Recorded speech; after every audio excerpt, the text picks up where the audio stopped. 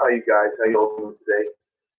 Just want to talk to you guys today about bodybuilding, drugs, weightlifting, ergogenic aids. My training has been going really well lately. My name is Anthony. I'm 53 years old. I'm 6'2", 210. Trying to just lean up a little bit. Let me tell you about my bio. I was born in Hudson, New York, upstate New York. 1968, my family moved to West Palm Beach, and we lived there in West Palm Beach until 1976. From 1968 to 76, we lived there on 52nd Street, off Dixie Highway. And then 1976, we moved to Juno Beach until December of 79. We lived there. Then we moved to Winter Haven, Florida, my family and I. And we've lived there ever since. Now I'm back in West Palm Beach, trying to move over here, trying to get my personal training business going again. I got a few clients, a couple of clients. Well, you actually need more training. Because you need clients to pay bills and stuff. Actually want to help people get in shape. Especially the older people. I think it's a little harder for older people to get in shape, only because if they haven't never done it before, it's harder for their bodies to actually get going. Because their metabolism and hormone levels have subsided. As with people that lift weights and work out and do training excessively and eat right, their diets are impeccable right now, doing keto style diets. So a lot more vegetables, smaller meals, more meals per day. I'm going to start working out. I'm going to do intra-workout shakes. Or I'll even eat an intra-workout bar while I'm doing cardio. Doesn't seem to bother me. I can eat a little something in the morning time, but I prefer to do my cardio on the stomach. And then as soon as I get done, I'm doing 2 hours of cardio now a day. I hit the Stairmaster twice a week. I hit the bike twice a week, and then I hit the treadmill. Majority of the time I hit the treadmill. Lately I've been doing treadmill, and I've really been getting a lot of good results out of the treadmill. When I feel like I need to drop some water, I hit the Stairmaster. That'll really get the water weight out of you.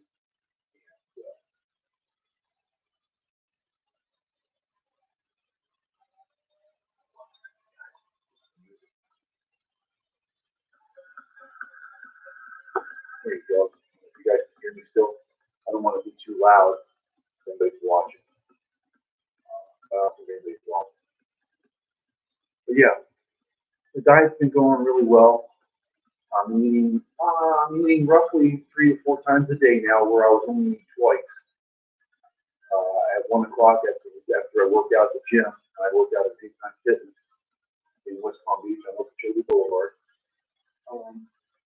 At 1 o'clock, I usually, after I take my shower, I would have, my protein shake, which is raw eggs, peanut butter, Smucker's natural peanut butter, and water. I have not drank milk. This is my 4th week. I believe I haven't drank any dairy. Last time I did have some cheese the other day, which is cool, but I just decided to not stop drinking milk. If anything, I'll start drinking the almond milk again, but then the almond milk has calcium carbonate in it.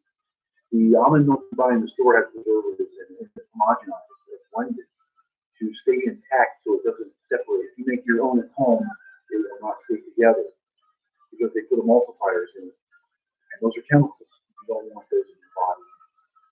You don't want any of that kind of stuff, junk in your body. It's easy to make almond milk. You take almonds, put them in a blender, almonds in a blender, and then fill the rest with water, and blend the shit out of it. Blend the hell out of it. And then you want to strain it. You want to strain that through like a pillowcase, a clean pillowcase, or a cheesecloth, perhaps.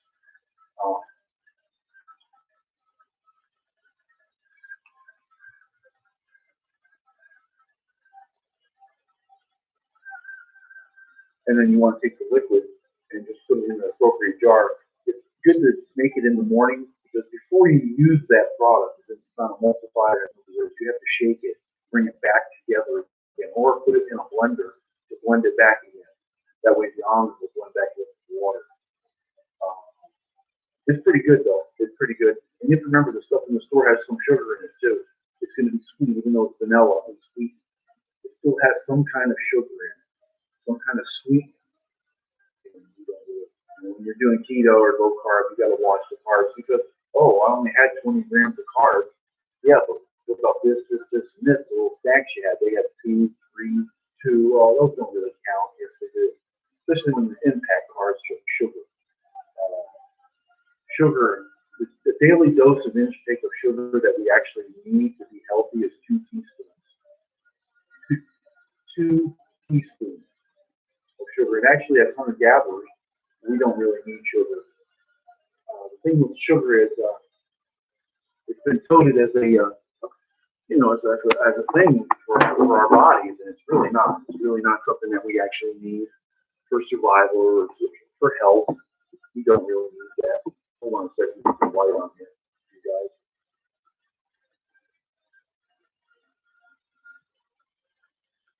It's better. There we go. That's better. All right. Cool, man. Yeah. The almond milk, you have to put it in the container and shake it when you're done. It doesn't stay together. It's pretty decent, and you know you're drinking something that's just peanuts or nuts and water. There's nothing else in it.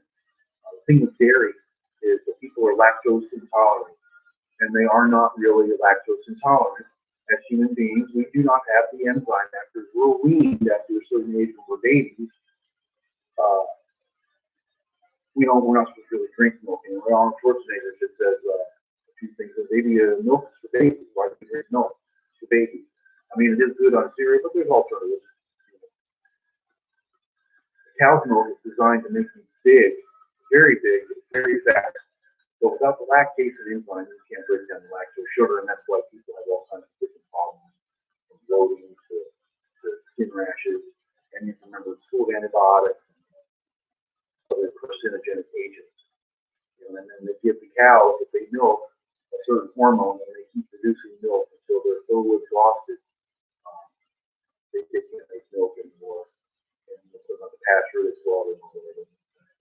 Kind of a cruelty issue to animals, I think. It's just personal. There are things that we need that we really don't need to eat because we're so greedy as a species. The diet's going really well. Diet is 95% of bodybuilding and any kind of training. Sleep is also another 1% to 2% of the training. If you don't get enough sleep and repair during the night and produce growth hormone to repair the muscles, you're going to be kind of sore the next day. That's where DOMS comes in. If you're not eating enough, you're going to be sore. There's no such thing as overtraining. It's either, and we've all heard this before, you're either undersleeping or undereating. And that's just the truth of the matter. I believe that to myself. I notice when I go beyond, you're going to be sore. I mean, I don't really care how much calories you eat. Your body's only going to repair so much so fast. And then like runners, and sprinters and joggers and people that do that kind of stuff like Ironman, they got this condition called hitting the wall. And child of the 80s. And back then we had no training advice. We had Muscle Fitness and Flex magazine, and just anecdotal evidence from friends. Hey, try this, try that. Oh, hey, that looks good. Looks like it's working for you. But back then, from my experience with lifting in the day back then, there wasn't really a lot of camaraderie. It was more ego lifting for a lot of the guys I worked with. I was the heavy kid. I was fat. I was 140 pounds. And I had a reason for it. I'm 53 now. I'm 210. I feel good. I feel really good. Oops. Sorry about that. And my wife picked this light up. Yard sales, the little LEDs in it. Pretty nice. Got different colors. Pretty cool. Yeah, that's the whole thing about it. I mean, the diet is the most important thing. Right now, today I had my first meal. I had it at noon. I'm going to fix to eat again here pretty ground beef with some romaine lettuce, garlic, tomatoes, rice. No, I had actually had carrots. I had vegetables. I had carrots, sauteed that in the pan, garlic, stuff. Very nice olive oil. Very, very nice. No salt, no added salt. The carrots actually came from the job that my girlfriend works at, and she brought them home. I know they've got probably got some margarine on them, so I just wash them off.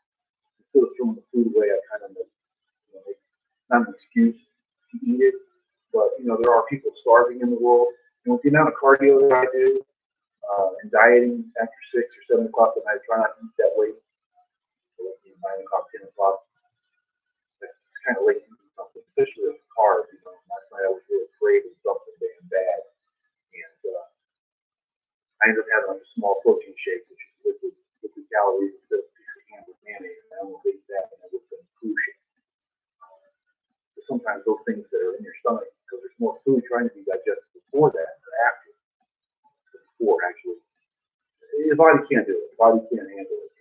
You've got to digest that. It takes a couple hours or so, and then it moves down to small margins, small intestine. Be broken down even farther, and then what can't be broken down there is passed through the large intestine to be used for excrement, actually, fecal matter, because it doesn't matter when it's fecal matter. Yeah, the diet is very important. Training's been going really well. I'm training 5 days a week. It's about a 3-hour workout, the average of a 3-hour workout. And, pretty good. It's rather unorthodox. I don't have a set schedule for it. It's like today I'm feeling pumped. Today I feel good. I just had my meal. I had a little bit of carbs, a little bit of rice, 3 ounces, 3 ounces, 3 ounces. The whole meal is probably 10 to 11 ounces as a meal of food. We are actually more hungrier when we're done, of course, but we're going to get more food a couple hours later. So that's where water comes in. You drink 20 ounces of water with your meal. That might be a little bit too much water. You might start feeling distended, and you don't want to feel like that. Because the gut can only handle so much food, or the stomach can only handle so much food, and the body can only digest so much. That's why people that take 2 or 3 shifts a day, heavy set people, just because they eat so much or so much food still in their intestine, they're going to take 2 or 3 shifts a day. The elimination cycle, there's a program called Fit for Life. It used to be Harvey and Marilyn Diamond. Now they're divorced. I thought they would. Checked them out a few years ago. They had divorced. I thought they were a great couple.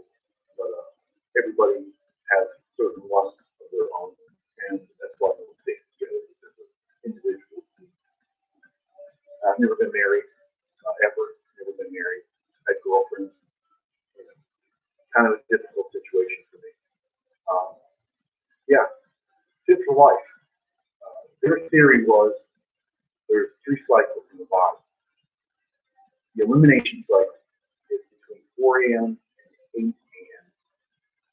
The appropriation cycle is the appropriate foods that you're going to eat. And then the elimination cycle, assimilation cycle. Assimilation cycle. And you're going to assimilate that food. Now, they're talking about proper food combining also. The thing called proper food combining. You don't want to eat a steak with a potato because it's 2 different. One requires alkaline to digest, one requires a lot of acid to digest. They require both certain amounts of acid to digest, but they battle each other. And that steak and that potato can actually stay in the stomach way too long for what we need it for. And then we really can't put any more food in the stomach until that passes through. That could be 8, 10, 12 hours later that it finally gets to the small intestine. And if you're packing food in there, it's still in the stomach. That's why you feel so, a person feels so bloated. There's still some food in there. The thing about the keto diet or low carb is you don't eat carbs with your steak. You eat salad or vegetables. If you're going to, that's the Fit for Life program. If you're going to eat salads, you want to eat it with a potato, not a steak. Or if you're going to eat, you know what I'm trying to say? If you eat fish, you want to eat it with lettuce or green leafy vegetables or a vegetable. If you have a potato, you just want the potato. Just eat the potato. And I would prefer to eat the potato around 11 o'clock in the morning. Have your carbs early in the morning. White potatoes are going to be a little bit more starchy. You got to be careful cooking them because they can go to a certain point, just like a banana. Banana can go to a certain point. Day before yesterday, these bananas were pretty green. They're still fairly green a little bit, but actually right now is probably the perfect time to eat this. Maybe another day, this green will be gone. But it's a perfect time to eat it because the sugars inside have not been released. Now, when a banana, show you an example, goes to this point, goes to this point, where it's ripe, where it's really ripe, and you can see where the cellulose material is breaking down. You can see it's just ripening too much. And it's actually rotten and putrefied. What happens when they get really soft like this is the sugar has been released. So it's like total glucose, straight off. I mean, when you eat this, it's glucose right off the bat, pretty much. Within minutes, it's already in the bloodstream. I just really don't like throwing things away because this part of the banana down here that's covered is still good. I may even use that in a little while and have a protein shake. I don't know. But I might have a ham and cheese sandwich. I don't know. Or some kind of, I got some rice back there. I can use some ham. Put some ham in it. I just don't want to run out of ground beef.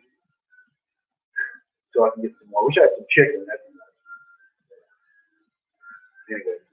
Yeah, the diet is the most important thing. Fit for Life, there's 3 different schedules for your body. Hey, if it works for you, follow it. You know what I'm saying? So in the morning times in Fit for Life, they say eat fruit. Eat fruit in the morning if you're hungry. I wouldn't personally do that. Personally, I would not do that. When I wake up in the morning, I drink coffee. I have maybe 1 or 2 cups of coffee in the morning to wake up. And I like the beverage. It's hot. I don't know why. I tried the pre-workouts. They're just too fast, too much. But I've actually learned how to use them properly. Usually it's a scoop, and the scoop is too much. Just too much for you. And you're all wigged out and shit.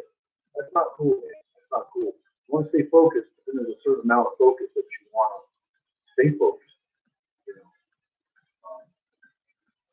Yeah, the pre-workouts do have their place, But I would rather go with the more natural. I drink coffee in the morning only because I drink coffee so long. I'm just used to it. And I like it. It works for me. If something else works for you, by all means, try it. You know what I'm saying? Because everybody's different. And not everybody is going to look the same. I've shrugged. I've worked my triceps, but they're only a certain amount. I don't know. Everybody is different. Some people can work their shrug, do shrugs and stuff. The trap just throw. These guys got thick necks. I don't have a thick neck. I have a lean neck, very lean. I used to be a real heavy kid when I was little, so that's another reason I don't want to be like that anymore. I like to be more like bodybuilders, symmetrical, tight, big, kind of in a way, muscular. That's what I like. Yeah, the training's going really well, 5 days a week. Blazing hot outside, that's for sure. Thought about doing some cardio, but I'm going to take a break because Monday's coming. I'll be back at the gym tomorrow, 3 hours.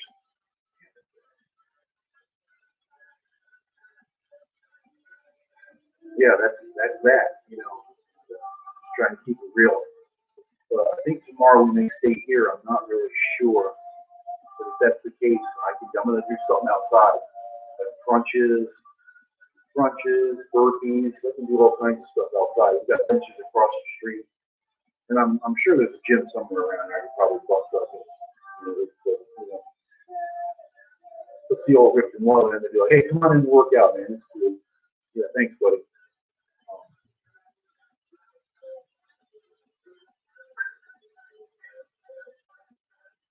Feeling pretty good, really good. I'm streaming also on live right now. I don't know. I don't see anybody on here. That's okay. You guys, I'm gonna post it up there if you guys want to see it. The diet's doing really well. Let's talk about reps and sets. Reps and sets. What I do is I just feel it mostly what I feel like I'm supposed to do at the time. usually I try to stick with 12, 15, 20s. Like I've done as many as 50 reps in a set to warm up with real low weight, just to get the joints going. But I'm a high rep guy. I believe in high reps. Even when you're trying to go heavy, I believe in high reps. That's just the way I think. Oh, excuse me.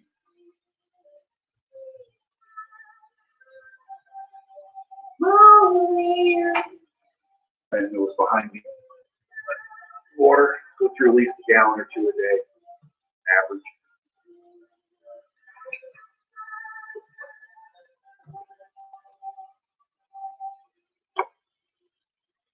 Thanks a lot, you guys, for bearing with me. Yeah.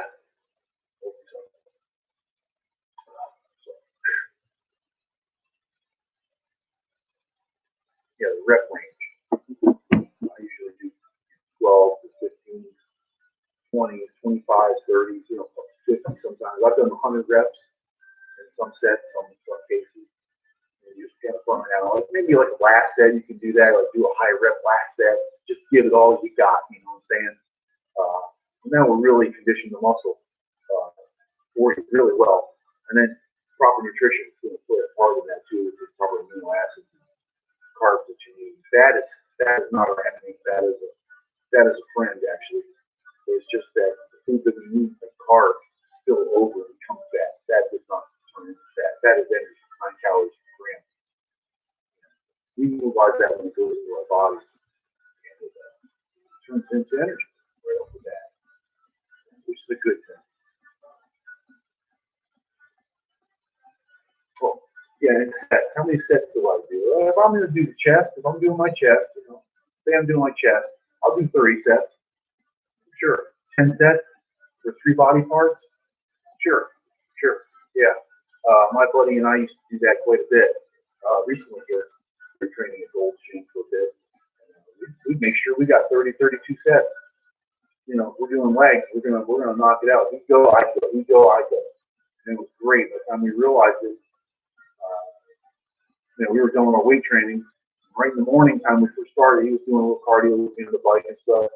And after about 5 or 6 weeks, 7 weeks of it, he's on the bike by himself, not even waiting for me to get out there. Anthony, what are we going to do today? He's punching in the like, you're starting to like this now.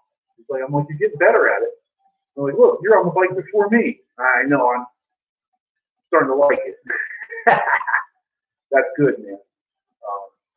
Here we are, Jim. Here we are, buddy. Here we are, man. Huh? How about that? Right on, brother. He knows who he is. Yeah, rep range, sets, just do the basics. Favorite exercises, floor presses, which are a little rough on my joints, but I was really surprised the other day when I did some dumbbell flies. I actually had them here and way out. And I was like, wow, really, my shoulders are actually getting stronger because of just some injuries. And I'm a little bit thin in my shoulder areas. There's not a lot of water retention there, and I don't have a lot of water retention right now. But yeah, I was really surprised. It really felt good. So I'm gonna try to bring up my strength a little bit. I've increased my strength by 33% so far in 8 weeks, which is pretty good. But I haven't really been concentrating on that percentage goal. But I'll see what I do in more weeks and then go by percentage and see what I was before. We do on that now. And mostly it's just for the physique, or to stay in shape.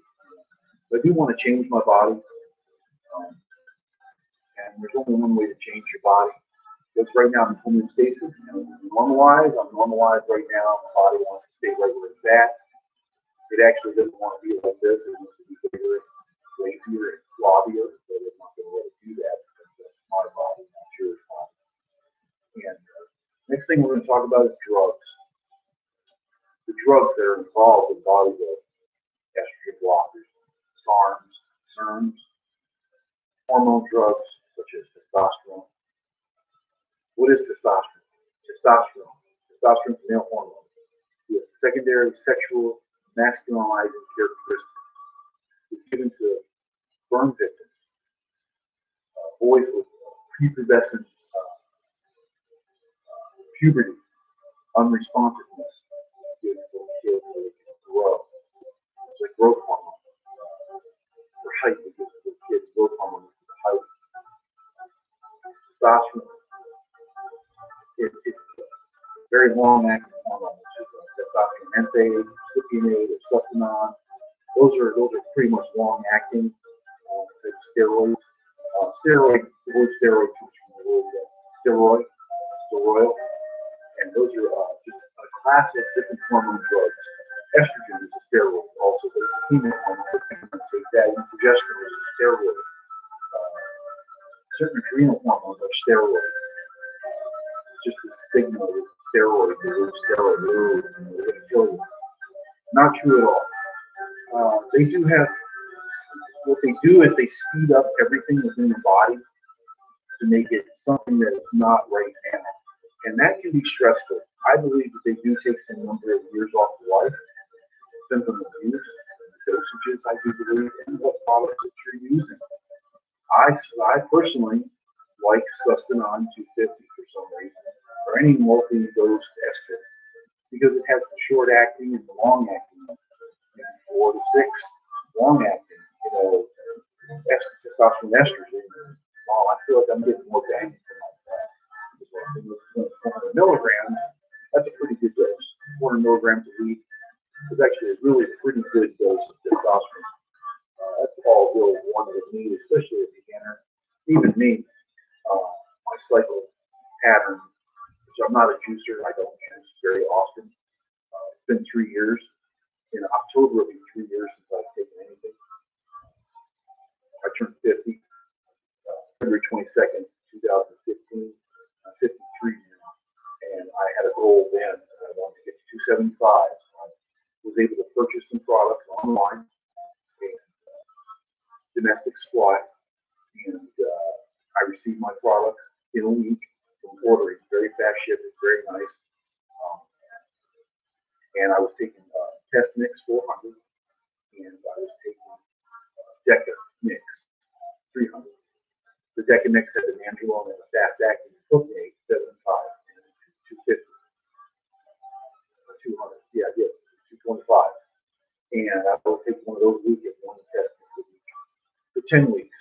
Then I switched over to a Boldenon. I would take extra plates, 300, and then the testosterone was the test mix 1. And I take that once a week, 2 cc's of one of each, once a week on a Monday. Dosing protocols on that, I'm going to change up this time now. I might go about 2 times a week and try that, see what that does. I don't know. That would give, they say, gives you more stable blood levels of the drug, and if you're using Androlone or any of those other steroids, Equipoise, Winstrol, Nalgol, Androl, I personally stay away from oral tablets. I don't particularly like orals. They're fast. They work good, but they can damage your liver. Everything's use and abuse. If you can get drunk on 3 beers while you're drinking 10, who likes beer? I hate beer. Beer is disgusting. Now, bars, root beer, that has bite. Oh, yeah. That's good stuff.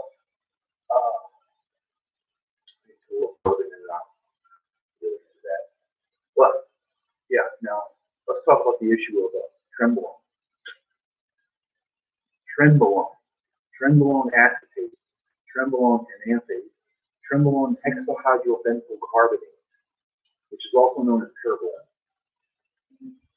These drugs, in my opinion, are made for animals. We don't care if animals have psychological effects.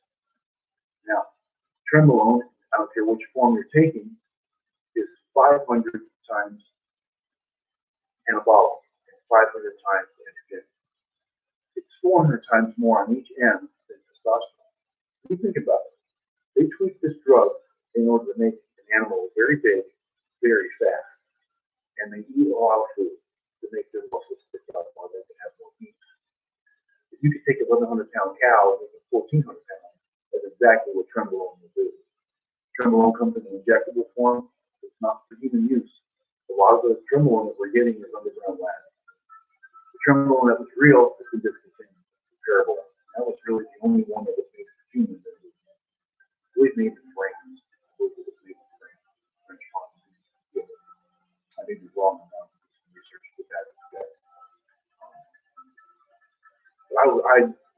tried oral trend, and that was something. After trying alone, let me tell you, that's was something else. While I was on that cycle, I was taking some of those too, and I ran out of the oral trend from Celtic Labs, which were some of the homeless at the time. They were great stuff.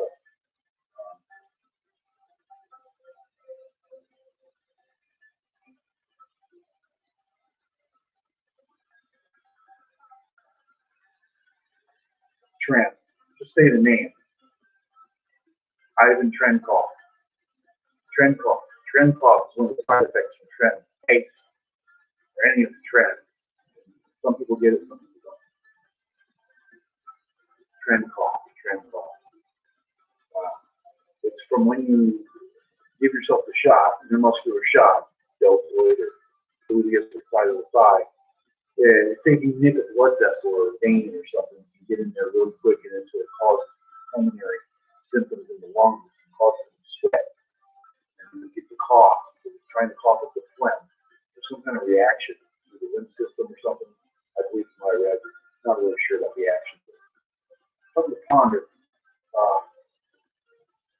I've heard nothing but great things about it, physique-wise, but mentally and sleeping-wise, you're going to have night sweats, weird-ass dreams, like vivid, hallucinogenic dreams, they say, on Trenbolone. That's where the psychological response comes from. I don't know about psychoticness or how that can, take a hold, but I imagine it's good. Some people are different. Some people don't get any of that side effect. They take a little bit of test and get more trend, which I'm not really sure about the dosing protocols on that. I would always think you take more testosterone than a secondary compound, or you keep them even. But with Trenbolone, it's so strong, I would think you'd only have to take a small amount. Why take 40 milligrams of something that's 500, and all you would probably need to take is maybe 100 milligrams, 150 milligrams of phenantine, or even acetate. You could do, usually the dosage on the Phenoplex back in the day, it was only 30 milligrams per mil back in the day, because it's so strong. It's so strong, you don't need a lot of it. And you could do maybe 2 or 3 cc's of that a week, maybe 150 a week. That's when you do 250 milligram, 2 cc once a week of trend. See how that goes for you. And I would always keep my test levels high, personally. What do I like the best? I like the best combination that I like with Sustanon. I like Testosterone. I like Testosterone these days. It's a nice one. Just one molecule though, and that makes a really decade durability. Durability makes a really great cycle for strength, size, muscularity, vascularity. Then you throw some, drop the deck out, throw some windshield in there, some Primabol. You're really going to get some really big time. And really not much side effects. Now with the windshield though, with phenobarbital, you got to be careful because it does dry your joints out. And after a while, you get stiff. Stiff feeling, what they said. I've never tried windshield myself personally. So it's an injectable, and it's in water, so that it's going to sting a bit when you shoot that. It's really going to sting quite a bit. I'm not into stinging. It's very, very, very nerving when you shoot yourself with a needle. When you have that needle in your hand, you got that syringe and it's full of that liquid. All right, where am I going to put it? I'm going to put it in my deltoid, which is a little bit nicer. I like the deltoid injections.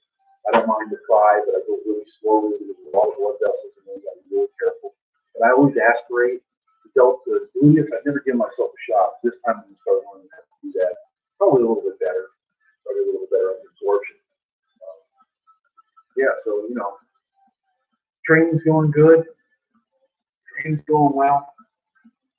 Feeling pretty good. No over shit. Nice and lean. Nice and lean looking. Nice and lean looking. Feeling pretty good. Feeling pretty good. Feeling pretty good.